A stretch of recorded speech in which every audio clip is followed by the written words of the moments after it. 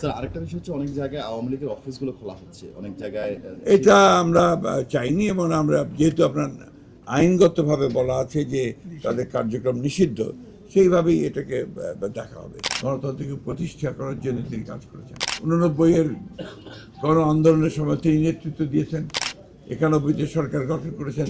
আজকে খুব কষ্টের সঙ্গে আমাদের স্মরণ করতে হয় যে আমাদের সেই মহান নেত্রী যিনি আমাদের বাংলাদেশের সামগ্রিক গণতান্ত্রিক আন্দোলনে সবচেয়ে বড় ভূমিকা রেখেছেন, নেতৃত্ব দিয়েছেন এবং গণতন্ত্রকে আমরা ফিরে পেয়েছি বারবার।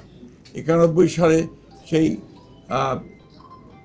89-এর গণ আন্দোলনের সময় তিনি নেতৃত্ব দিয়েছেন, 91-তে সরকার গঠন করেছেন, পরবর্তীকালে 96-তে তারও পরে প্রত্যেকটি আন্দোলনে তিনি নেতৃত্ব দিয়ে গণতন্ত্রকে প্রতিষ্ঠা করার জন্য তিনি কাজ করেছেন এবং তাকে সেই জন্যই আমরা বারবার স্মরণ করি এবং আমি যে বিশ্বাস করি যে দেশনেত্রী বেগম খালেদা জিয়া শুধু বাংলাদেশ নয়, আমাদের এই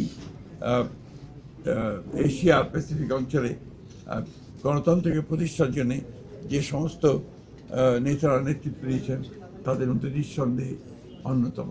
আমরা তার চাই যে আল্লাহ তাআলার কাছে প্রার্থনা করি যে তাকে যেন বেহেশতে নসিব করা হয়, তার রুহের মাগফিরাত কামনা করি। আমরা এখন নতুন এক বাংলাদেশের জন্য কাজ করছি, স্বপ্ন দেখছি। আমাদের নেতা, আমাদের তরুণ নেতা, আমাদের দলের চেয়ারম্যান এবং বর্তমান প্রধানমন্ত্রী তারেক রহমান সাহেবের নেতৃত্বে এবং অতি অল্প সময়ের মধ্যেই নির্বাচনগুলো দেওয়ার ব্যবস্থা আমরা করবো। তবে নিঃসন্দেহে এই নির্বাচনকে প্রাধান্য দেওয়া হবে। নারী সংরক্ষিত নারী আসনের বিষয় এটা তো আপনার পার্লামেন্টের সিদ্ধান্ত হবে, আপনার যেটা হওয়ার পার্লামেন্টের প্রার্থী মনোনয়নের এই একটা যোগ্যতাটা কি? এটা তো আপনারা সবসময় জানেন যে তাদের জনগণের সঙ্গে সম্পৃক্ততা থাকতে হবে, রাজনীতির সঙ্গে দলের সঙ্গে সম্পৃক্ততা থাকতে হবে।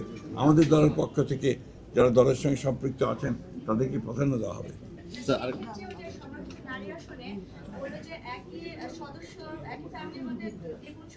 এটা এখনই কিছু বলা যাবে না, আমি সেরকম কোনো সিদ্ধান্ত হয়নি এখন। স্যার আরেকটা বিষয় হচ্ছে অনেক জায়গায় আওয়ামী লীগের অফিসগুলো খোলা হচ্ছে অনেক জায়গায় এটা আমরা চাইনি এবং আমরা যেহেতু আপনার আইনগতভাবে বলা আছে যে তাদের কার্যক্রম নিষিদ্ধ সেইভাবেই এটাকে দেখা হবে সব জায়গায়। জি, আর কিছু এনিথিং এর